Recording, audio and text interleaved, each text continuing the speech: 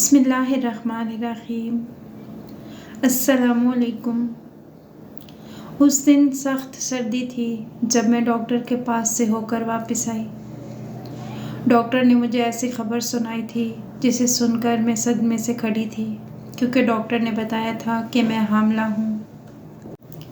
میں اپنی رپورٹ ہاتھ میں تھامے بجھے ہوئے قدموں سے گھر میں داخل ہوئی تو مامی نے میری ایسی کیفیت دیکھ کر مجھے جلدی سے چائے بنا کر دی کہ شاید ٹھنڈ لگ گئی ہے، مگر میں نے چائے کو ہاتھ تک نہیں لگایا اور مامی کے کندھے پر سر رکھ کر رو دی۔ وہ گھبرا گئیں، بار بار مجھ سے پوچھنے لگیں، کیا ہوا بانو، خیریت تو ہے؟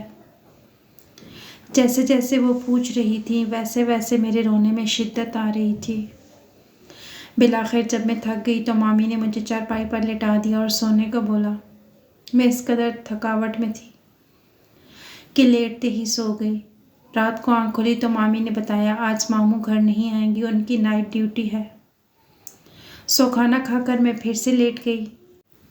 پھر مامی میرے لیے ایک گرم گلاس دودھ کا لائیں، زبردستی مجھے پلا دیا۔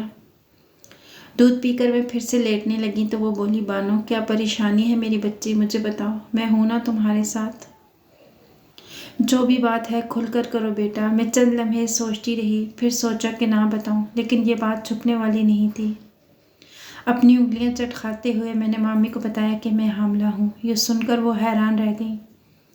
میرا پورا چہرہ آنسوؤں سے تر تھا۔ بانو کیا کہہ رہی ہے تو؟ کب ہوا یہ سب؟ کیا تو کسی کو پسند کرتی ہے؟ مامی کے الفاظ بہت سوچ کر ادا ہو رہے تھے۔ میں نے نفی میں سر ہلایا تو وہ کہنے لگی، مجھے بتاؤ ورنہ میرا دل بند ہو جائے گا۔ میں نے دھیرے دھیرے بولنا شروع کیا۔ اس دن جب میں مصباح کے گھر گئی تھی تو واپسی پر رات ہو گئی۔ مامی نے جلدی سے سر ہلایا، ہاں تو گئی تھی، مجھے بات جاری رکھنے کو بولا۔ جب میں گلی میں اکیلی واپس آ رہی تھی، جب ایک شخص نے اندھیرے میں میرا منہ بند کیا اور مجھے خالی فلیٹ میں لے جا کر میرے ساتھ ظلم کر دیا۔ کل میں ڈاکٹر کے پاس گئی تو اس نے بتایا میں حاملہ ہوں۔ یہ کہہ کر میں پھوٹ پھوٹ کر رو دی۔ مامی گمسم میری بات سن رہی تھی۔ جب میں نے بات ختم کی تو ان کی آنکھوں سے آنسو بہنے لگے۔ پوری رات ہم دونوں جاگتی رہیں۔ مامی بار بار میرا ماتھا چومتی اور مجھے ہمت دیتی۔ میں کسی بے جان چیز کی طرح دیوار سے ٹیک لگائے بیٹھی تھی۔ میں نے جتنا بتایا مامی نے سن لیا، اس کے علاوہ ایک لفظ تک نہ پوچھا۔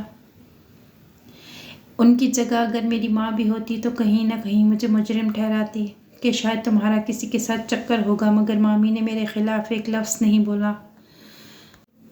وہ بس غم سے ہاتھ اٹھائے شکوہ کرنے میں مصروف تھی اور خود کو ملامت کرنے لگی کہ وہ کیسی ظالم عورت ہے، اس کا دکھ جان ہی نہ پائی۔ جس دن میرے ساتھ یہ سب ہوا اس دن میرے کزن یعنی مامی کے بیٹے کا ولیمہ تھا۔ ولیمے کے بعد میں مصباح کو اس کے گھر چھوڑنے گئی تھی، کیونکہ وہ اکیلے جاتے ہوئے بہت ڈرتی تھی۔ اس کا بھائی بھی شہر میں نہیں تھا، لیکن میں اپنے آپ کو بہت بہادر سمجھتی تھی۔ مجھے کبھی ڈر نہیں لگا۔ میں مصباح کو چھوڑ کر واپس آئی تو سارے ڈر اور خدشات نے مل کر مجھے بے بس کر دیا اور ایسی ٹوٹی کہ پھر کبھی جڑ نہ پائی۔ چونکہ شادی والا گھر تھا اور مہمان بہت زیادہ تھے، اس لیے کسی کو بھی میرا خیال نہیں آیا۔ میں سیدھا چھت پر بنے اسٹور روم میں چلی گئی، حلیہ درست کیا۔ یہی میری ہمت کی دلیل تھی۔ اتنا سب ہو جانے کے باوجود میں پورے حواسوں میں کھڑی خود کو نارمل کرنے کی کوشش میں مصروف تھی۔ اب بہتر یہی تھا کہ جو کچھ ہوا اسے برداشت کر لوں یا پھر بتا کر اپنا تماشا بنوا لوں۔ ہمارے محلے میں پہلے بھی ایک بار ایسا ہوا تھا۔ ایک لڑکی کے ساتھ کسی نے زیادتی کی، سب لوگوں کو علم ہو گیا۔ کیونکہ وہ لڑکی میری طرح دلیر نہیں تھی، اس کے رونے نے سب کو خبر کر دی، جس کا نتیجہ یہ نکلا کہ پورے محلے نے اس لڑکی کے گھر والوں پر تھوکا۔ اس کے بعد اس لڑکی کی شادی نہ ہوئی اور نہ ہی اس کی بہنوں کے کہیں رشتے ہوئے۔ بالآخر وہ لوگ یہ علاقہ چھوڑ گئے۔ یہ بات میرے ذہن میں آتے ہی میں نے خود کو سنبھال لیا۔ اگلے روز مہمان چلے گئے، لیکن مامی کو میں نے کچھ نہیں بتایا۔ فی الحال میں ان کی خوشیوں کو دکھوں میں نہیں بدل سکتی تھی۔ وہ اپنی نئی نویلی بہو لے کر آئی تھیں، سو میں نے چپ چاپ اس غم کو پی لیا۔ اب میں بہت چپ چپ رہتی تھی۔ مامی کو محسوس نہیں ہوا، شاید وہاں زارا آ گئی تھی۔ تو وہ اس سے باتیں وغیرہ کرتی رہتی۔ میرے لیے بھی یہ اچھا تھا، میں نہیں چاہتی تھی کہ کوئی میرے ساتھ ہمدردی کرے۔ میں بالکل چپ چاپ رہتی تھی، مگر میری طبیعت گری گری رہنے لگی۔ میں کبھی ڈاکٹر کے پاس نہ جاتی، مگر مامی نے زبردستی بھیجا کہ جا کر چیک کرواؤ، کہیں اندر اندر کوئی بخار نہ ہو۔ میں نے انہیں لاکھ منع کیا۔ وہ خود چادر اوڑھ کر میرے ساتھ چلنے کو تیار تھیں، جس پر نہ چاہتے ہوئے بھی مجھے حامی بھرنی پڑی۔ میں نے کہا مامی زارا اور بھائی کو جانے دیں، پھر میں چلی جاؤں گی۔ میرا یہی خیال تھا کہ اگر کوئی بات کھلے تو بھائی یا زارا گھر پر نہ ہوں۔ کل وہ سیر و تفریح کے لیے پاکستان کے شمالی علاقے جات کی طرف جا رہے تھے۔ ان سے کے گھر سے نکلتے ہی میں بھی ڈاکٹر کے پاس گئی، تو ڈاکٹر نے جو خبر سنائی اسے سن کر مجھے یہی لگا کہ میں مامی کے سامنے سر نہیں اٹھا سکوں گی، کیونکہ وہ میری ماں نہیں ہے۔ اگر ماں ہوتی تو شاید میری حالت کو سمجھتی، مجھے برا بھلا نہ کہتی، لیکن میں غلط تھی، انہوں نے تو اف تک نہ کہا۔ اس وقت مجھے خود پر شرمندگی ہوئی کہ پوری زندگی اس مامی کی محبت تلے گزار دیتی، لیکن آج تک میں نے سمجھ نہ پائی۔ بچپن میں میرے والدین نے مجھے رکھنے سے انکار کر دیا تو یہی وہ خاتون تھی جنہوں نے مجھے پالا پوسا بڑا کیا۔ ہمارے خاندان میں سب لوگ پڑھے لکھے اور اچھے عہدوں پر فائز تھے۔ میرے والد ڈاکٹر تھے، وہ پڑھ لکھ بہت گئے مگر اپنی سوچ کو بدل نہ سکے۔ ہم 5 بہنیں تھیں۔ بابا کو بیٹے کی بہت خواہش تھی، لیکن رب نے انہیں بیٹے سے نہیں نوازا۔ اس بات کا غصہ وہ میری ماں پر بھی نہیں نکال سکتے تھے، ان کی پسند کی شادی تھی۔ میری ماں اور بابا دونوں میڈیکل کالج میں ساتھ پڑھتے تھے، وہاں سے ایک دوسرے کی محبت میں گرفتار ہو کر شادی جیسے پاک بندھن میں بندھ گئے۔ بابا نے بہت پڑھا لیکن ان کی جاہلیت انہیں لے ڈوبی۔ وہ اس قدر قدامت پسند تھے کہ ماں کو پریکٹس تک کرنے نہیں دی، یہاں تک کہ ماں نے ہاؤس جاب بھی نہیں کی اور بابا کے ساتھ بیاہ کر کے ان کے گھر آ گئی۔ جب پہلی بیٹی کی پیدائش ہوئی تو سب نے خوشی کا اظہار کیا اور بنتا بھی تھا۔ ویسے بھی ساری خوشیاں صرف بڑے بچوں کا مقدر ٹھہرتی ہیں، ہم چھوٹوں کو تو کچرے کی مانند پھینک دیا جاتا ہے۔ پہلی کے بعد دوسری بیٹی پر کم خوشی ہوئی۔ میری ماں بھی بابا کے رنگ میں اس قدر ڈھل چکی تھی کہ وہ دن کہتے تو ماں رات کو دن بول دیتی۔ اگر بابا خوش ہوتے تو وہ خوش ہوتی، اگر بابا کے سر میں درد ہوتا تو ماں کو بخار ہو جاتا۔ ان دونوں کی محبت مثالی تھی، مگر اولاد کے کھانے میں مار کھا گئے۔ اسی طرح تیسری بیٹی اور پھر چوتھی بیٹی تک اولاد کی محبتیں نہ جانے کہاں جا سوئیں۔ ڈاکٹر ہونے کے باوجود بابا اپنی بیوی کو کوئی ایسی دوا نہیں دے سکے جو لڑکا پیدا کرے۔ آخری کوشش کے نتیجے میں میری پیدائش ہوئی۔ بابا نے مجھے دیکھا تک نہیں۔ مامی سے کہا اگر تم یہ لڑکی لینا چاہتی ہو تو بخوشی دینے کو تیار ہوں۔ مامی کا ایک ہی بیٹا تھا جو 7 سال کا تھا۔ حنان کے بعد وہ ماں نہیں بن سکتی تھی، انہیں بیٹی کی بہت زیادہ خواہش تھی۔ وہ خواہش میرے ذریعے پوری ہو سکتی تھی تو وہ کیوں کفران نعمت کرتی۔ انہوں نے بخوشی مجھے بطور بیٹی مان لیا۔ میں بھی انہیں ماں سمجھ کر مامی بلاتی رہی۔ بچپن سے ہی میرے ہوش سنبھالتے انہوں نے مجھے یہ بات باور کرا دی تھی کہ میرے اصلی ماں باپ کون ہیں۔ تبھی سے میں نے انہیں مامی کہنا شروع کر دیا، کیونکہ مجھے امید تھی کہ میں ایک روز اپنے ماں باپ کے پاس واپس چلی جاؤں گی، لیکن میں غلط تھی۔ مامی نے ہمیشہ مجھے ماں سے بڑھ کر پیار دیا، لیکن میرے اندر امید ہمیشہ باقی رہی۔ یہ امید اس روز ٹوٹی جب میں نے ڈاکٹر کی دکھائی رپورٹ، سب سے پہلے جا کر اپنی اصل ماں کو دکھائی، لیکن وہ بات ایک ماں بیٹی جیسی نہیں تھی بلکہ اس میں جھجک تھی۔ میں اپنا دکھ اپنی ماں کو سب سے پہلے بتانا چاہتی تھی، سو سیدھا ان کے پاس گئی تو ماما اور بابا دونوں تیار تھے کہیں جانے کے لیے۔ میری بہنیں مجھے اپنی بہن سمجھتی تھی، لیکن میرے والدین مجھ سے کوئی رشتہ رکھنا گناہ کے برابر سمجھتے تھے۔ میں نے کہا ماں میں نے آپ کو کچھ بتانا تھا۔ اس وقت میں رو رہی تھی جب بابا اف کہہ کر کمرے سے چلے گئے۔ ماں کو بھی بہت جلدی تھی جانے کی، سو بابا کو گردن موڑ کر دیکھتے ہوئے وہ بولی بانو ایسے اچانک تمہاری مامی نہیں آئی۔ چند رسمی جملے، میں نے سر جھٹکا اور پھر میں بولی ماں وہ یہ رپورٹس، لیکن عین اسی وقت باہر گاڑی کا ہارن بجا۔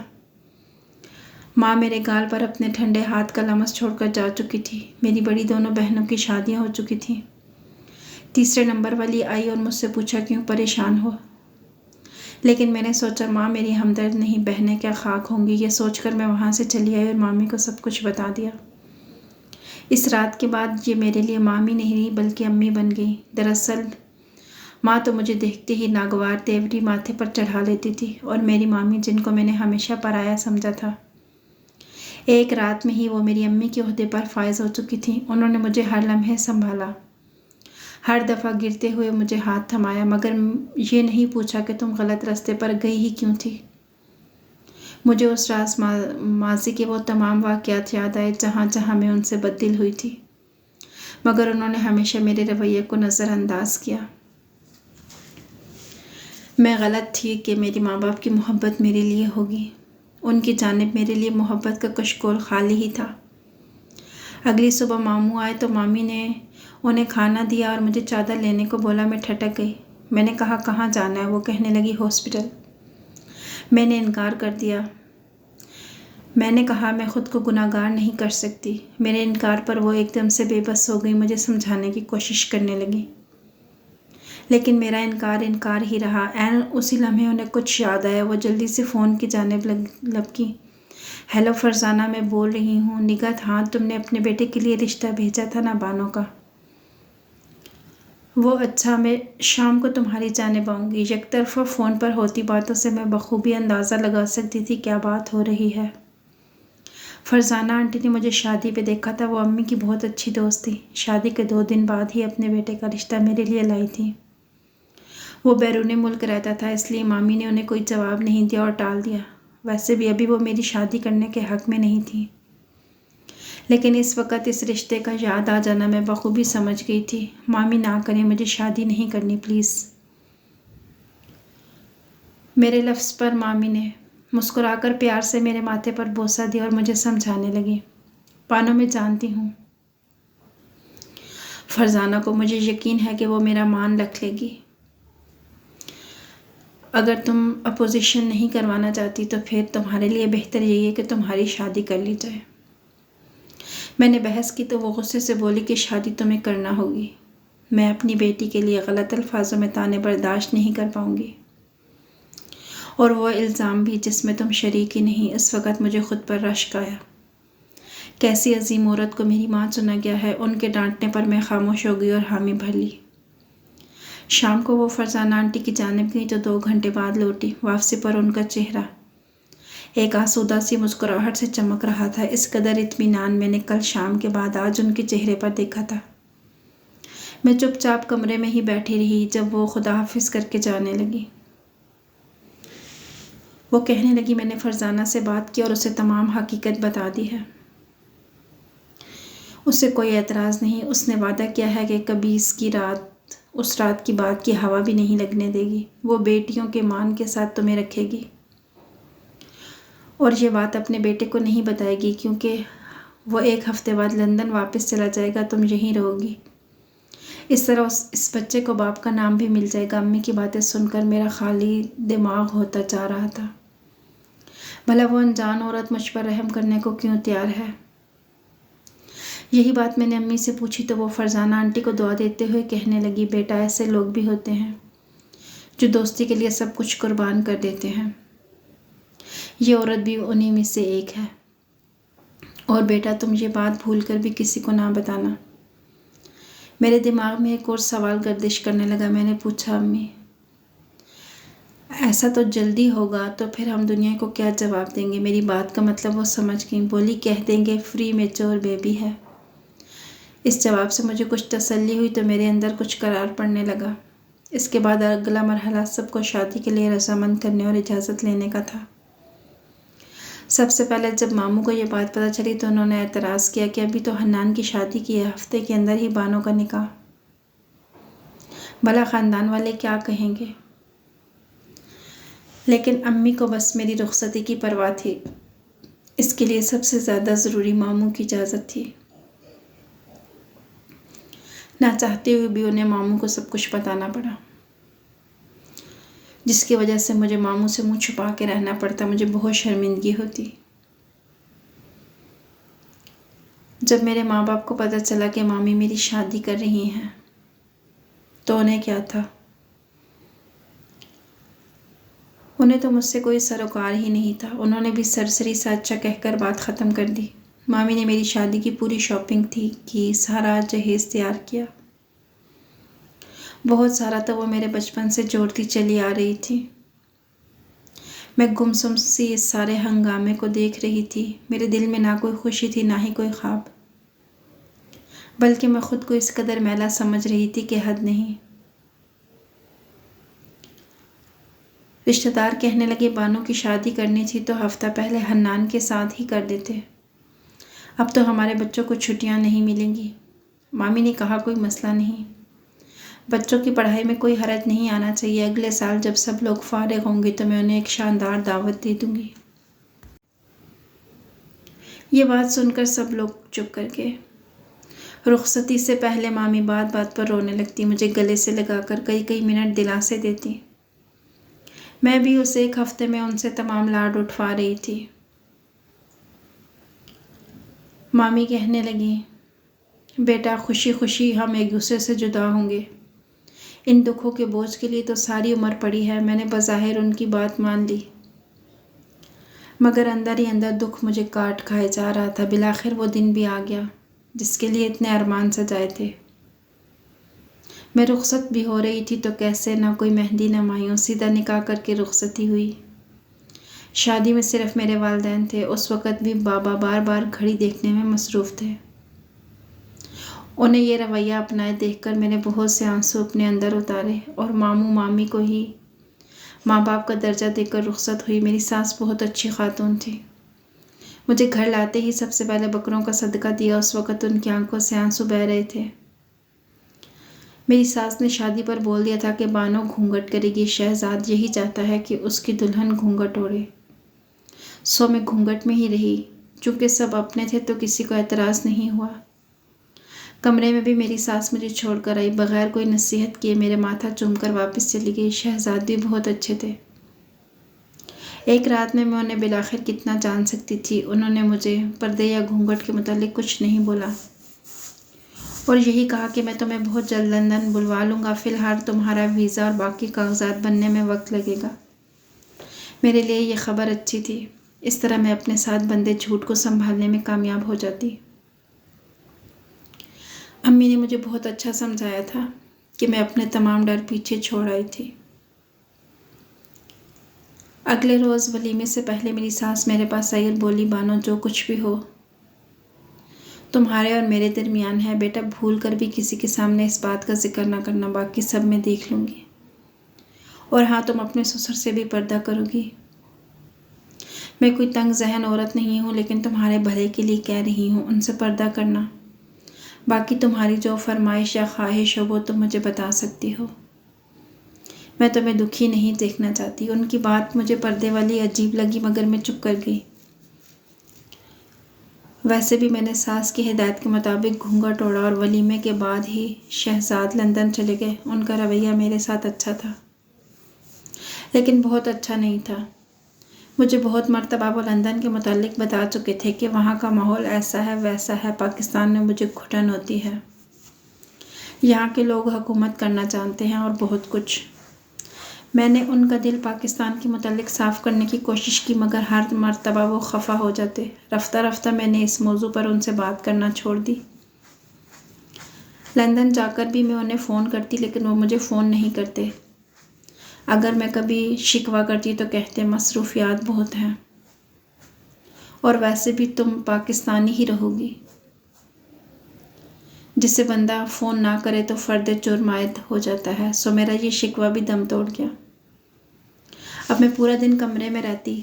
खाना सास खुद बनाती थी। बिला नागा मुझे फल और जूस पिलाती। किसी काम को हाथ ना लगाने देती। ससुर अक्सर औकात पूरा पूरा दिन घर से बाहर रहते। एक रोज़ घर में कोई भी मौजूद नहीं था। मेरा दिल चाट खाने को कर रहा था। मैं बाहर का दरवाज़ा लॉक करके किचन में आई और मज़े से चाट बनाने लगी। बहुत दिनों बाद आज़ादी महसूस हुई थी, वरना तो हर वक्त ससुर के धड़के से दुपट्टा सर पर ही जमाए रखती। मैं चाट बनाकर जैसे ही पलटी किचन के दरवाजे पर, ससुर अभी ही आए थे। वो अपना जुमला अधूरा छोड़कर मुझे हैरत से देखने लगे। वो शायद पानी मांग रहे थे। मैंने जल्दी से दुपट्टा ओढ़ा और उन्हें पानी का गिलास थमाया। मगर वो गुमसुम खड़े बस मुझे ही देखते जा रहे थे। उनके चेहरे पर एक कर्ब था जो मैं समझने से कासिर थी। मैंने जल्दी से घूंघट ओढ़ा पर वो बोले, रहने दो, अब क्या फ़ायदा। तुम्हारी सास मुझसे जो छुपाना चाहती थी मैंने देख लिया। तुम्हारी सास ठीक ही कर रही थी जो मुझे पर्दे का बोला था, क्योंकि मेरी वजह से ससुर की जान ही चली गई। उन्हें सदमा पहुंचा था, बहुत शदीद, सांस लेना मुश्किल हो रहा था। वो मुसलसल अपना सीना मल रहे थे। मैंने फटाफट उन्हें अस्पताल पहुंचाया। डॉक्टर उनका मुआयना कर रहे थे। जब मैंने सास को सब कुछ बता दिया कि ससुर ने मेरी शक्ल देख ली, वो बेचारी मुझे क्या कहती, बस मेरे सर पर हाथ फेर कर फिर से दुआ में मशगूल हो गई। कुछ देर बाद डॉक्टरों ने बताया, मरीज़ की हालत बहुत तशवीशनाक है, शायद ये उनके आखिरी लम्हात हैं। जिसने मिलना है मिल सकता है। आपके मरीज़ को बहुत गहरा सदमा पहुंचा है, उनके पास बहुत कम वक्त बचा है। सास जल्दी से कमरे में गई। 5 मिनट बाद मुझे भी अपने साथ ले गई। ससुर जैसे मेरे ही इंतज़ार में थे। क्या मुझे देख के कहने लगे, फरजाना, मैं कोई बोझ अपने सीने पर लेकर नहीं जाना चाहता। अगर तुम इजाज़त दो तो मैं बहू को बता दूँ। सास ने रोते हुए हाँ में सर हिलाया। ससुर फिर मेरे सामने दोनों हाथ जोड़कर बोले, बेटी, हमें माफ़ कर देना। हम दोनों ने वालिदैन के किरदार को बखूबी नहीं निभाया। मैं हैरत से उनकी बातें सुन रही थी। भला इस सब से मेरा क्या ताल्लुक़, आप क्या कहना चाह रहे हैं, आखिरकार मैंने पूछ लिया। कहने लगे, तुम्हें याद है तुम्हारे साथ वो जुल्म किसने किया था। इस बात पर मैंने चौंक कर सास को देखा तो वो सर झुका गई। नहीं, मेरे बोलने पर वो मज़ीद गोया हुआ, तुम्हारे साथ वो जुल्म मेरे बेटे ने किया था, शहजाद ने। जो अब तुम्हारा शोहर है। आसमान टूटा था मेरे सर पर। मुझे मालूम हुआ था क़यामत कैसे बर्पा होती है। मैं बहुत कर्ब से अपने ससुर को देखने लगी जब वो आखिरी हिचकी लेकर अपने तमाम बोझ से आज़ाद हो गए। उनके कफन दफन के बाद कुछ हालात मामूल पर आए। मैं अपने कमरे में चली गई। मैं अपनी सास से पूछना चाहती थी, लेकिन बग़ैर किसी तमहीद के वही बोलने लगी। उस दिन तुम्हारे ससुर अधूरी बात छोड़ गए, वो मैं आज पूरी करती हूँ। मेरा बेटा शुरू से ही इंग्लिश स्कूलों में पढ़ा है। उसकी ज़बान के साथ साथ सोच भी अंग्रेज़ों वाली हो गई है। उसे पाकिस्तान हमेशा से ही खटकता है। तभी उसने लंदन में शादी कर रखी है, यहाँ जब वो वापस आया। मैं नहीं जानती तुम उसे कहाँ मिली। उस दिन वो नशे में चूर घर से निकला था और फिर तुम्हारे साथ ज़्यादती करने के बाद वो नशे की हालत में घर वापस आया। हम दोनों जाग रहे थे। घर आते ही वो बेहोश हो गया, लेकिन नशे की हालत में वो तुम्हारी बातें कर रहा था। उसे होश में लाने के लिए हमने डॉक्टर को बुलाया। मैंने उससे वजाहत मांगी तो उसने बताया कि वो लड़की वहाँ पड़ी है। हम दोनों रात के अंधेरे में तुम्हें ढूंढते वहाँ पहुँचे। मैं नहीं जानती थी कि मेरी अजीज़ सहेली के घर ही मेरा बेटा नकब लगाएगा। मैं पहले तुम्हें छोड़ना चाहती थी तुम्हारे घर, लेकिन ऐसा करती तो मेरी दोस्त कभी मेरे सामने सर न उठा सकती। तुम मेरी दोस्त की बेटी हो, ये बात मेरे शौहर नहीं जानते थे। बाकी एक नॉर्मल अंदाज में मैंने तुम्हारे लिए रिश्ता भेजा और बेटे को भी नहीं बताया कि तुम वही लड़की हो। उसे कौन सा याद था। तभी मैं तुम्हें ससुर से पर्दा करने को बोल रही थी। अब यहाँ रहना या न रहना तुम्हारा फैसला है, लेकिन ये बात जहन में रखना, मेरा बेटा कभी राह रास्त पर नहीं आएगा। यहाँ रहकर अपनी ज़िंदगी शुरू करो बजाय उसका इंतज़ार करने के। मैं बस खामोशी से सास की बातें सुन रही थी। फिर मैंने जाकर मामी को सब कुछ बताने की बजाय चुपचाप वहाँ रहना कबूल किया। अगर ऐसा ना करती तो मुआशरा मुझे कबूल ना करता। अब मेरा शोहर वापस आए या ना आए मुझे कोई फ़र्क नहीं पड़ता, लेकिन मेरा एक बहुत प्यारा बेटा है जिसकी तरबियत मैं ऐसे करूँगी जो लड़कियों की इज़्ज़त करना जानता हो। अगर आपको कहानी पसंद आई है तो इसे लाइक कीजिएगा। जज़ाकुमुल्लाह खैरन कसीरा।